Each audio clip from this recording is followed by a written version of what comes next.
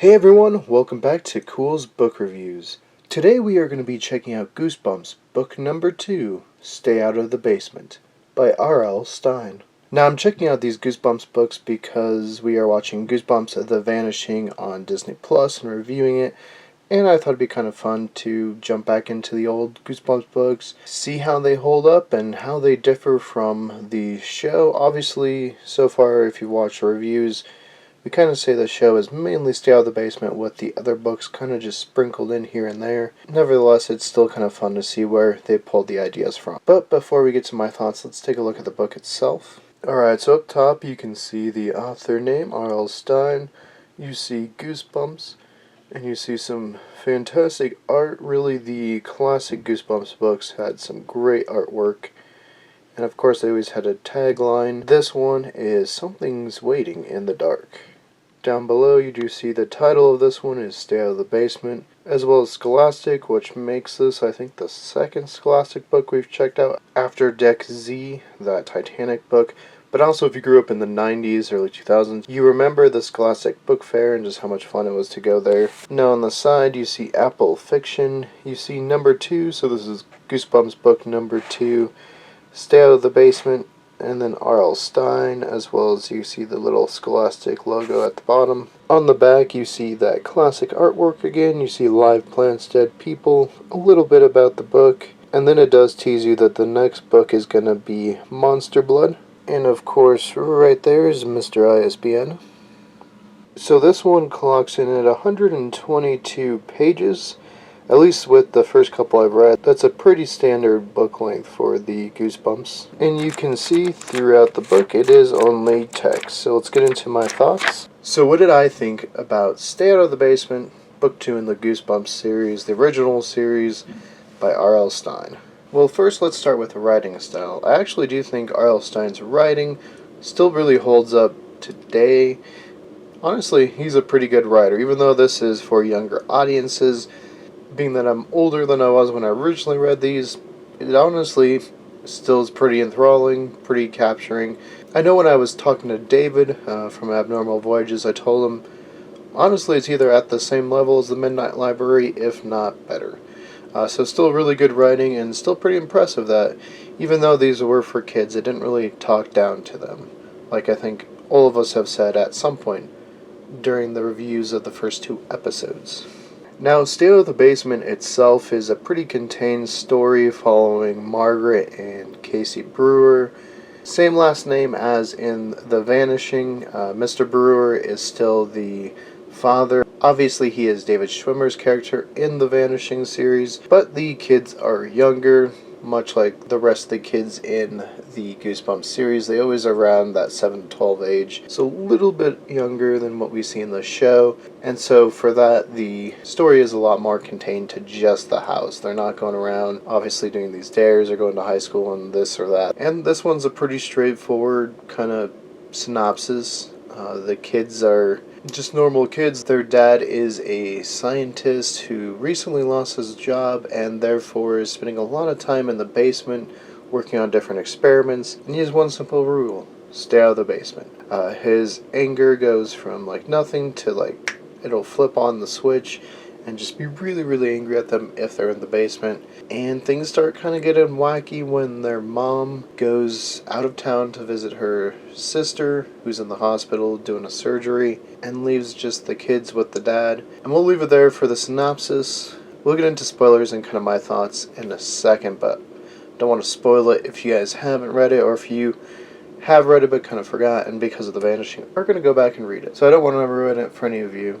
So I'll give my rating recommendation and then jump into spoilers so that way you guys can see what I think before I do spoil things. So overall, I do recommend it. Honestly, it holds up really well. I'd say this one is maybe like a 7.5 out of 10. Still really pretty good. I don't remember this one being like a favorite of mine from the Goose. I definitely have named the 2 that I remember really sticking with me even to today. So we'll see when I reread those, if I do. Well, I know I have to reread 1 for the series, but when I reread them, we'll see how well they stand up. Maybe this one, at the end of the day, goes up higher. I thought it was pretty decent, pretty well crafted, and had a decent twist. Much like any of the Goosebumps books, at least the original ones, had pretty good twists. So yeah, there's my rating. I do recommend it. 7.5 out of 10.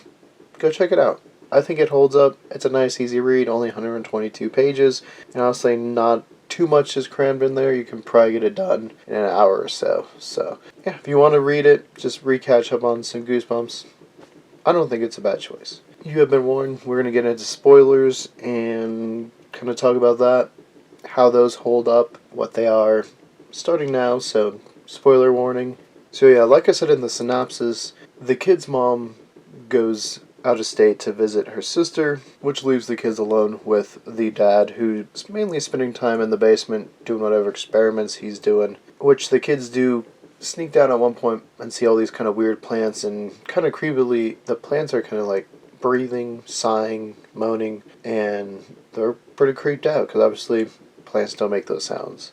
And then, of course, Margaret sees her father like eating plant food. Well, from her point of view, he's just like gobbling down something. And once he leaves, because she's kind of creeped out, he's acting kind of strange, she goes to the trash, lifts out the bag, sees it's plant food. Kind of weird. He also starts wearing this Dodgers hat all the time, and at one point she comes home and it's off, and she sees his head is full of leaves. So, kind of weird what's going on, you know? And so they do kind of sneak back into the basement multiple times, not really finding too much those two times. Before her father's boss, Mr. Martinez, comes over, they kind of just figure he leaves, but at one of their sneaking points, they find some clothes. And the father's kind of dismissive. Hey, just don't go in the basement.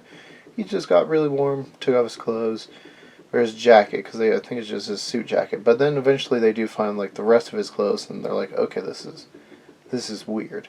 And so they're getting kind of freaked out. Like the dad is like bleeding like green substance, just being really calm, even when they've like snuck in the basement. So it seems like his demeanor has changed. And of course they saw him eat plant food. So that's weird. So they do end up sneaking back into the basement once more. And they hear like kind of like a rustling banging sound. They open this like secondary door inside the basement, like a storage closet or something. And they find what looks to be their dad. So now they have two. Their mom gets home because this is during the time that they thought their dad was going to go pick up their mom from the airport.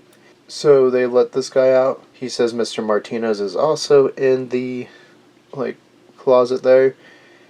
And that's when the other dad gets home with their mom. And it's kind of like that classic like pick the real me, which through some kind of shenanigans, they find out the guy in the closet was their dad.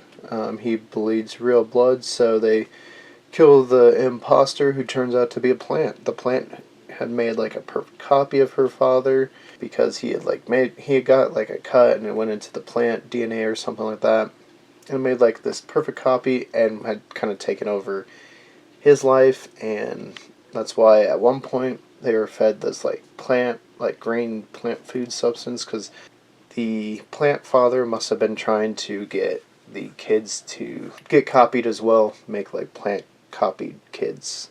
After they kill him, they just see it's just plants, no inside, something like that. It's just a big old plant that copied their father. They're all really happy. They do rescue Mr. Martinez, get him out of there. But at the very end, Margaret's standing in the backyard and is hearing some whispering. Looks down, there's like a flower, who looks up and says, hey, I'm actually your real father. So, kind of a weird twist, and as far as I know, never really touched up upon it. I know some of the books have like sequels. Stay Out of the Basement, I don't think ever received a sequel, which kind of feels like maybe they were setting it up to like, I don't know what they would call it, like Stay Out of the Basement 2, or I'm Your Real Father. I don't know. But it does kind of feel like maybe Stine, at this point, left it open in case he wanted to make a sequel, which might have been interesting. So yeah, overall, I think the twist works really well, because I don't know if you suspected it was a plant, and then, yeah, the choosing between who's real, who's the plant, or the imposter, or the copy, or whatever, I thought worked out pretty well. The twist at the end was kind of odd. It left it open for a lot of questions, and really that's it, just like, I'm your real father, and that's the end of the text. So I don't know. Overall, I still think this one read pretty well. I think it's worth checking out. But yeah, if you guys want to see more of these, obviously we'll be doing at least the book titles that are the Vanishing TV titles. But if you guys want to see more and want me to just do all the original, I think 62, I can. So just let me know in the comments below. But until next time, guys, for more Culz book reviews, click that link to your left. For more about us here at Culz Paranormal, click that link to your right. And don't forget to hit the like and give us a subscribe. And let us know, have you read Stay Out of the Basement?